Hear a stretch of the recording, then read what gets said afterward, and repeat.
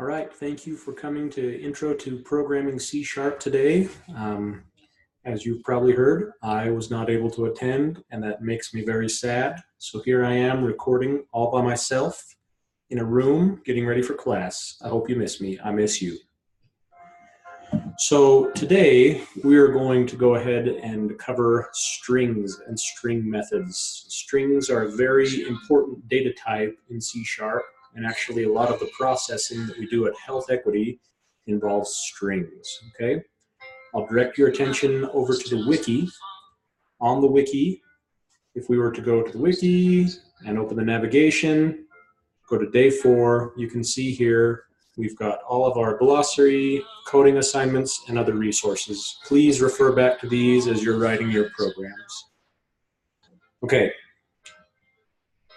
Very first, I've had a couple of you approach me and ask some questions that made me realize that I need to do a couple housekeeping items, okay? Things that I have missed, and I apologize for that.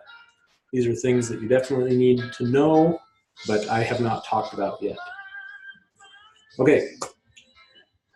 Statements in C# are always completed with a semicolon, okay? It's a marker to the computer program compiler that the statement is complete. So we have written this line of code several times now. And you'll notice that if I don't end it with a semicolon, I get a little red squiggly line here, expected semicolon. If I save this and try and run, it will actually throw an error.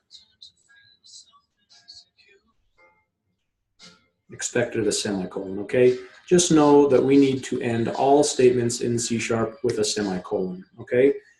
That will prove to be, we'll have to figure out when to add a semicolon or not, and we will figure that out as we go along, but just know that there are other statements that do not end with a semicolon, but as for right now, not all, or all statements will end with a semicolon. For example, when we start doing if statements, we do not add semicolons. When we do functions, we do not add semicolons. Just think of it this way: when you are writing a single line of code to do a statement, it always needs to end with a semicolon, or else you will get a compiler error. Okay? Another bit of housekeeping that we need to do is the groupings with curly brackets. So a couple of you have come to me and said, hey, why isn't my program running? And it's because we had mismatched curly brackets, okay? Remember, on day 1, we talked about some organization here, okay? There is the lowest level, a line of code. A line of code is always contained within a function. A function is always contained within a class, and a class is contained in a C# file. Okay, the way we set up this container relationship is with curly brackets. You can see here I've got a function, and it begins with a curly bracket, and it ends with a curly bracket. Same with a class. A class begins with a curly bracket and ends with a curly bracket. Okay?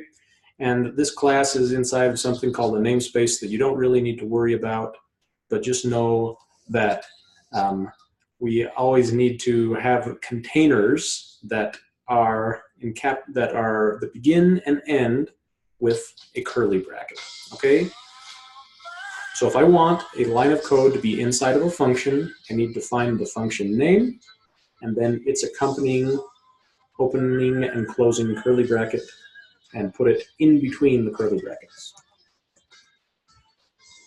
Okay, a common mistake that I saw more than one of you make is when it came time to do some of the code along assignments, we would come down here outside of all the curly brackets and write a line of code. And Visual Studio Code, trying to be helpful, is telling us, well, it's highlighting the statement that we wrote just as if it was correct, but you'll notice here lots of red squiggly lines saying a namespace cannot directly contain members, blah, blah, blah. That's really a confusing line of or error message there, but just know, remember that organization. Any line of code that we write in this course needs to be contained within a function. A function needs to be contained within a class. I can't take this function out and put it here, right? So, and the way we set up those container relationships are through curly brackets, okay? Great. Well, now that we've got those housekeeping items taken care of, I'd like to talk about string methods. So let's jump over to the wiki real quick, and let's go to day 4, strings, all right? There are quite a few things that we're going to cover today in day 4. I'll go through them pretty quickly, and hopefully as you need to review these concepts, you can come back and watch this video again, okay? As you recall, string is just one of the many data types, okay? And a string, all it is a collection of characters, all right?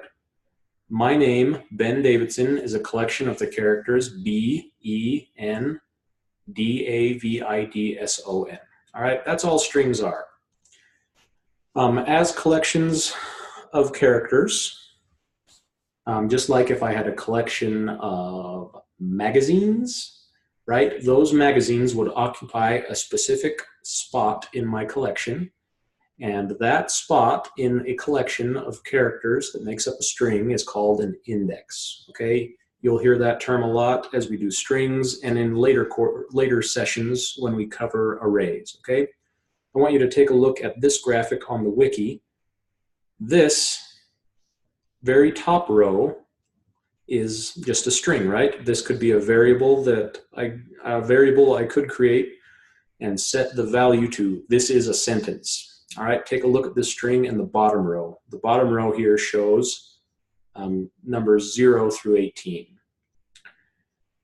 Every character in this string has an index or a place in the collection of characters. For example, the very first character is T, and it occupies index 0, okay? The very last character is the period, and it occupies the 18th index, okay?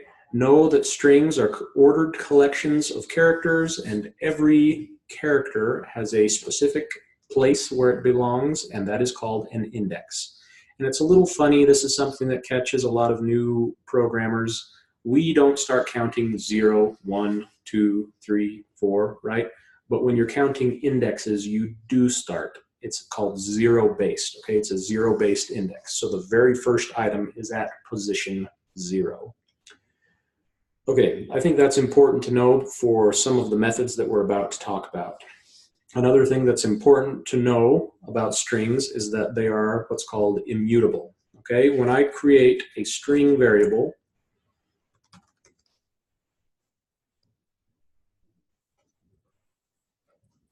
what I'm really doing is creating a variable whose value can never change. And that's confusing, right? Because we've learned that variables are used to store data, and the data can change.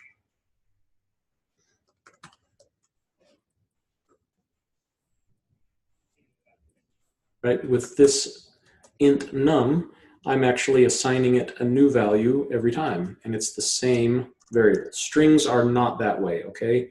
When I do anything to a string, whether I assign a new value or I try and combine strings, I'm not actually adding this string to this string. What I'm doing is I'm creating a new string that contains both of these strings, and that's because strings are immutable. String variables never change.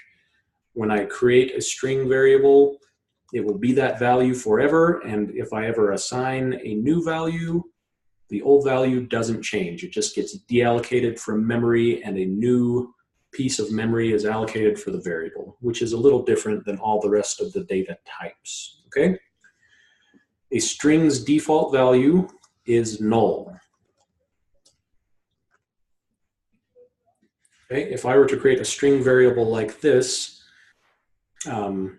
it is a value that's called null. And null is kind of a computer science topic. It just means nothing, okay? As a counterexample, if I were to create an int variable, its default value is 0, right? Which is an actual value. However, strings do not get actual values, okay? They get what's called null, and null is, it's just nothing. It's kind of hard to describe nothing. But just know that you have to give strings a value. There is no default value. Okay. Sometimes a string, you want it to contain special characters. For example, if you create a string and you want a tab to show up, you need to include what's called an escape character. If we look at the wiki, there is an example of escape characters right here. Okay, in this specific example, we're adding quotation marks to a string. If I didn't use escape characters, watch what happens when I create a string variable.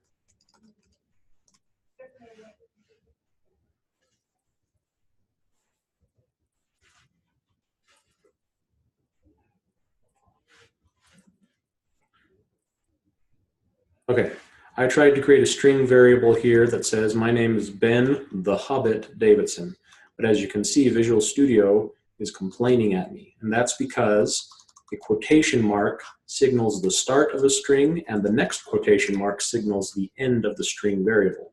But then I have all these characters that are supposed to be part of my string and I want this to be not the signal of the end of the string, but I want it to be included in the string. So what we need to do is an escape character, and that's by we create an escape character by adding a slash right before the character that we want to escape, okay? This now, when this string is used, it will actually print a quotation mark as part of my string. This is no longer the signal of the start or the end of a string, okay? There are lots of escape characters. I've included a link on the wiki to common escape characters. Another common one is if I want to start with a tab, I need to add the same escape character, the slash T, right? And you can see the highlighting is somewhat different here, right? This part is faded orange, and this part is more yellow, right? And if I were to do a console.writeLine, on this, we would see some extra space added.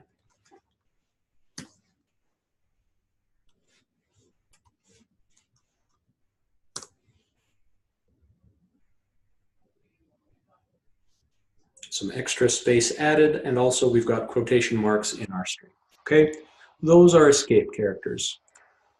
The next thing I'd like to talk about is string concatenation. And concatenation is just a fancy way of saying combining strings, okay?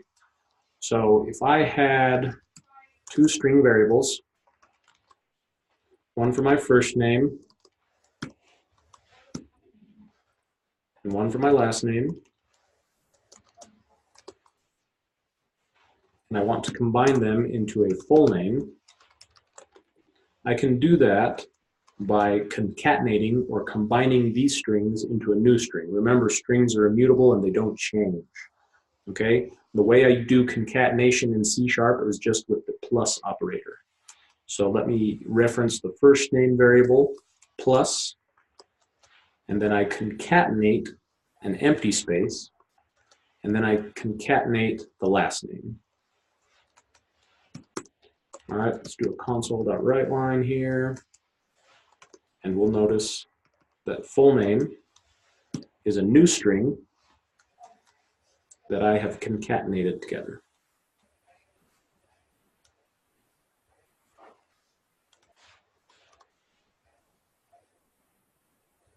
Mr. Fantastic, wonderful.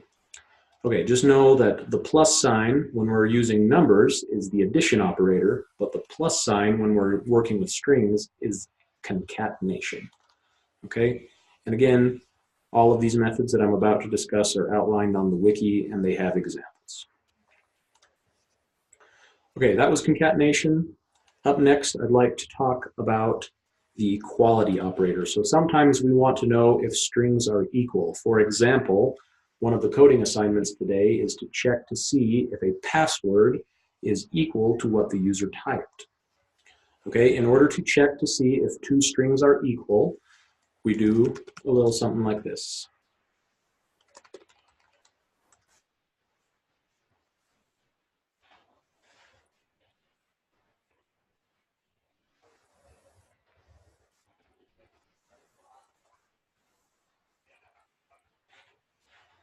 If I want to see if two strings are correct or equal, I need to use the equality operator, which we will cover a little more later when we do logic. But just know that in order to compare to see if two strings are equal, I'd use a double equal sign. And that right now is the equality operator, okay? So we ask, is the value of correct answer the same or equal to the value of my answer? And as you know, they are not, okay?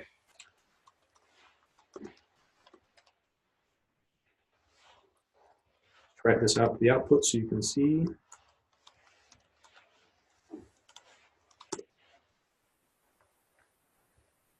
Okay. One thing to note about the equality operator when checking with strings is that it is case sensitive. So even though these both say Russia, my answer has a capital R, the correct answer has a lowercase r. So if I were to save this and run it, you can see that these strings are not equal, okay? It's a case sensitive comparison. So just so you know, here at Health Equity, we have had several production bugs that caused problems, that got things wrong for our customers because experienced programmers did a case-sensitive comparison on strings and got it wrong. So this is a very common mistake. There is a better way to do string comparison. We won't talk about that today, but we will talk about it in the future. Okay. Strings are just a collection of characters, and because they are collections, they can be counted. For example, if I have a collection of chess sets, I might walk up to you and say, I have 45 chess sets, right? Because that is how many chess sets are in my collection. To know how many characters are in a collection that makes up a string, we can use the length method. So I'll create a string variable here.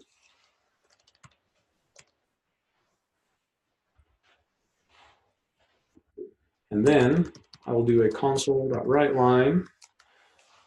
And this is how I get the string length, is by referencing the string variable and doing a dot length.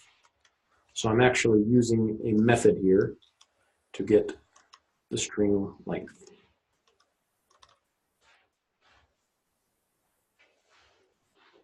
Here we go.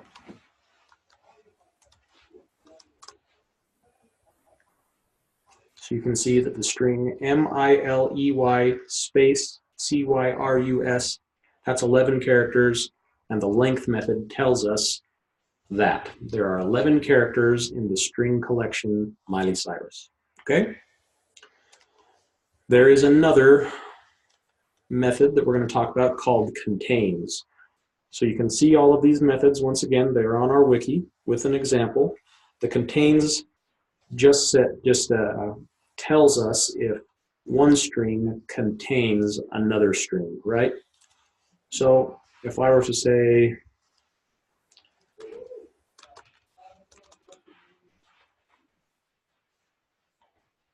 create a variable that describes my meal at lunch, right? I can check to see if my meal contains a shorter string. And the way I do that is by referencing to the my meal variable and saying dot contains, and then I specify the string that I'm looking for in the bigger string. Right, so this should output true because my meal, this string, contains the string hamburger. Very good. All right, so if you, and once again, this is a case-sensitive comparison, I believe. So if we change it to a lowercase hamburger, it tells us no. There is no lowercase h hamburger in the string. Okay? Yet another string method that we would want to use is the equals method, okay? We talked about the equality operator, but there is a method called equals that gives us the ability to compare strings at a higher level, okay? I'm going to go ahead and bring back our example that we used for equality by Control-Z, Control-Z, Control-Z, Control-Y, Control-Y, there we go. All right, so we've got two strings here, and we want to know if they equal each other. So what I can do is refer to one of the strings, I don't care which one, and then I do a dot equals, and then I refer to the second string. So I'm saying, does this string equal the string that I specify? Okay, without any options there. This is a case-sensitive comparison, so these strings do not equal each other. One thing that I won't cover very much today is we can tell some of the comparison operators. I'm not going to cover that today. Just know that the equals method will allow you to compare strings in a way that maybe is a little more readable. Does this string equal this string? Okay.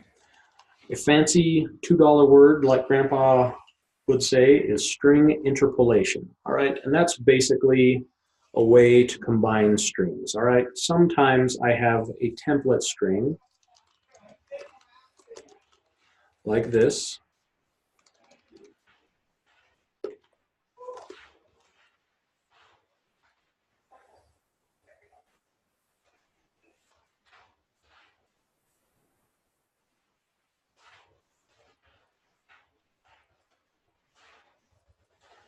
This is a template sentence, maybe something like a Mad Lib, for example, like the coding assignment that we have assigned at the end of the day. I want to get certain values and I want to replace them here in this string, okay? And string interpolation is a way that we can take a template string and values and combine them. All right, in order to do this, I'm going to set up some variables.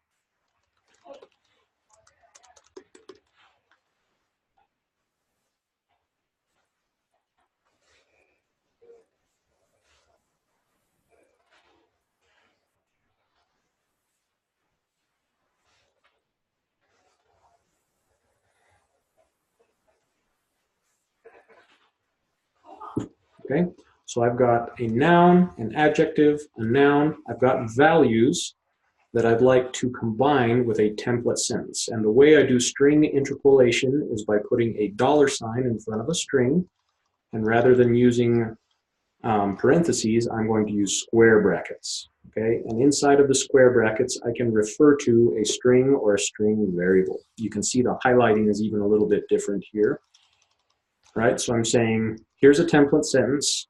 This is a place where you can swap in a value and swap in the value of the noun variable. And I'll do the same thing here with adjective, and I'll do the same thing here with the noun one.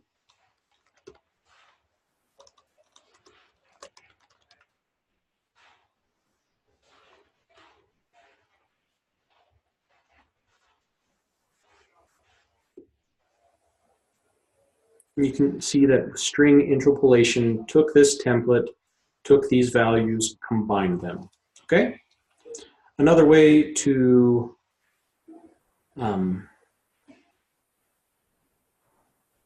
accomplish this is with string.format. This is a little bit of a shortcut for string.format. Okay, so I will take this template sentence. Instead of doing interpolation, I will say string of this story is equal to string.format. This is a little different, right? Every other one we've done a reference to a string or string variable, dot. This time we're referring to the string class. We'll talk more about what that means when we cover classes. So I'm going to add my string here. And rather than referring to values or variables, we are referring to indexes inside of the template string. And then this is important, it is zero-based again. And then inside of the string.format function call, I start saying the thing that is at index 0 should be replaced with this variable. The thing that is at index 1 should be replaced with this variable. And the thing that is at index 2 should be replaced with this variable. Okay? So it's very similar to interpolation. This is my template string. These are my actual values. Take the first value in the list of values, put it at index 0, take the second, put it at index 1, and so forth. So you can see how interpolation is quite a lot shorter for creating strings from a template than string.format. But basically, they do the same job. Okay? All right, we'll cover just a few more here. Sometimes you want to find the occurrence of one string in another string, okay? Let's say that we took attendance in class today.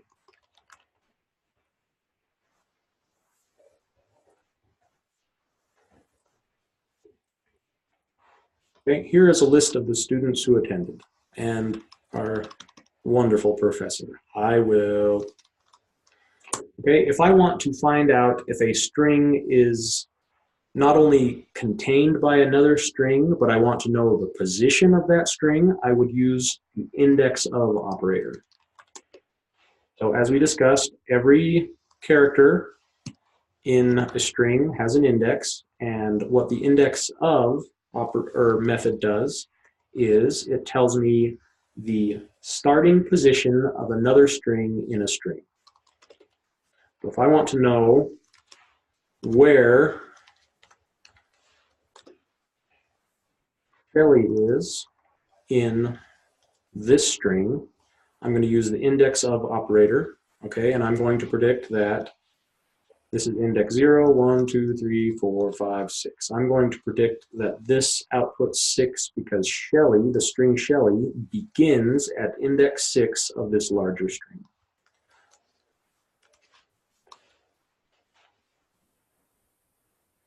Okay, nailed it. So just know that index of not is very similar to contains, but it gives us more information. It says, yes, this string is contained in the other string, but not only is it contained, I can tell you where it begins. If, for example, I were to look for someone who did not attend class, if I use index of and search for a string and it isn't there, the index returned is -1. Okay. One thing that we will definitely want to do quite a lot in our code, especially when getting data from users, is do what's called a null check. We talked about null and how that means no value, not default value, but just no value.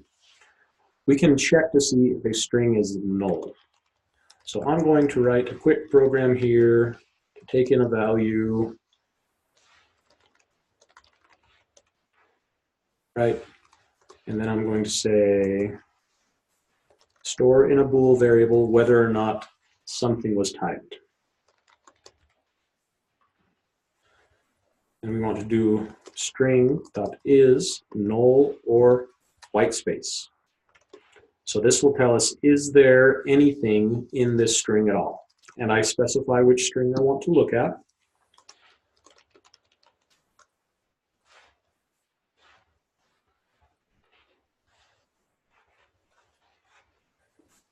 Go ahead and run that. Should be running now. So I'm going to press, and it says true, okay? So we say, is the specified string null or white space? And it returned true because I didn't type anything. If I run this again, it returns false because this string contains one or more actual characters, okay? This is important because if we don't check to see if strings are null or white space, we will get lovely errors.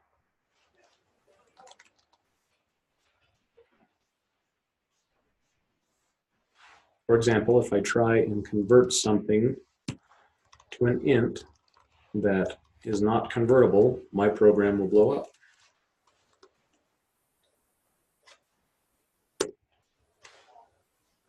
Oh, everything died. Okay, so this check, is null or white space, is a great way to check to see if the user is feeding in good input. And we'll learn even more ways to check if the user is feeding in good input later on.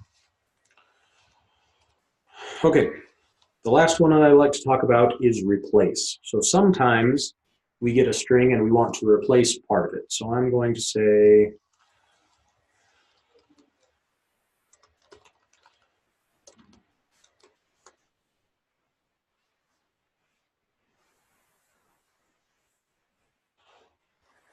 an obvious lie, Utah is the best football team in this state. Okay, sometimes we want to replace parts of a string with other strings. So I'm going to go ahead and do that and do string. I'm going to store it and say string dot replace cheers dot replace. Okay, I'm saying go to this string and look for all occurrences of one string and then replace it with another string.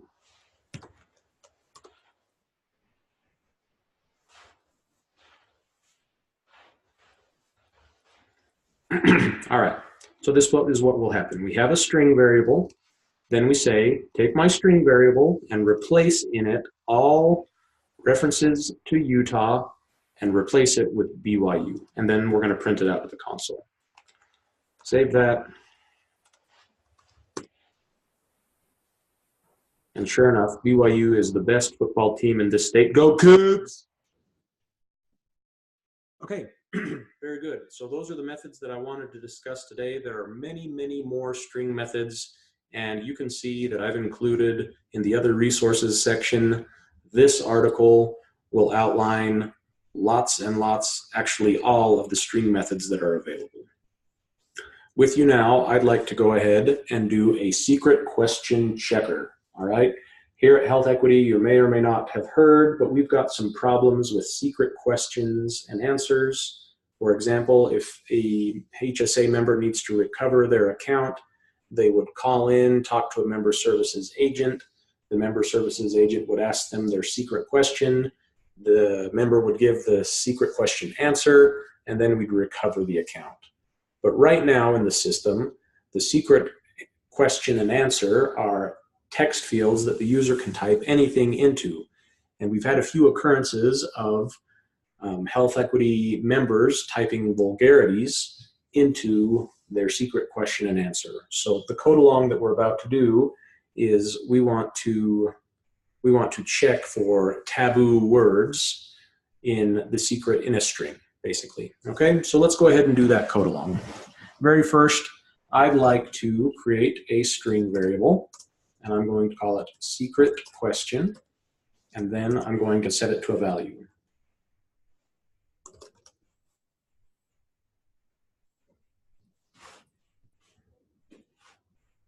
Okay, so there is our secret question.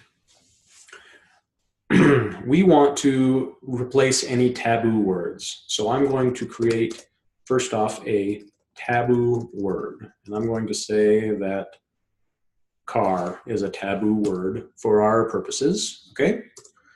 So next I want to check to see, does my secret question have any taboo words in it? Okay, I'm going to use an if statement. This is something we'll learn later on. Don't worry about this for now. Actually, I'm not going to use an if statement, just so we can be clear. I'm going to go ahead and attempt to replace in my secret question any taboo words. And the way I do that is with the replace method. So I'm going to create a new string, because when we do a replace or string concatenation, as I've said several times now, we are creating new strings. We never change the old strings.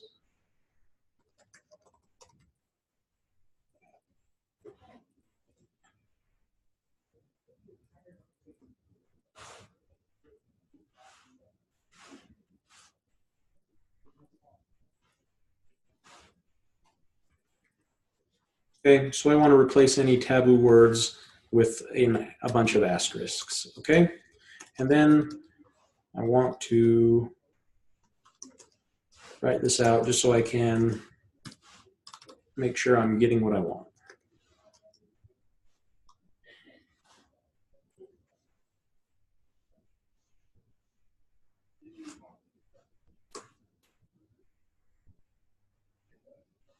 Okay, very good. As you can see, we have successfully scrubbed this, this sentence. We did a string assignment.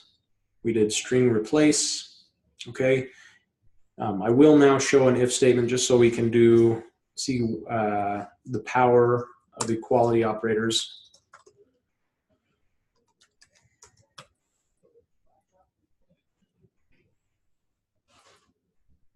So just so you know, we're doing a check in our program to say if this contains any words, go ahead and do the replacement. Otherwise, don't.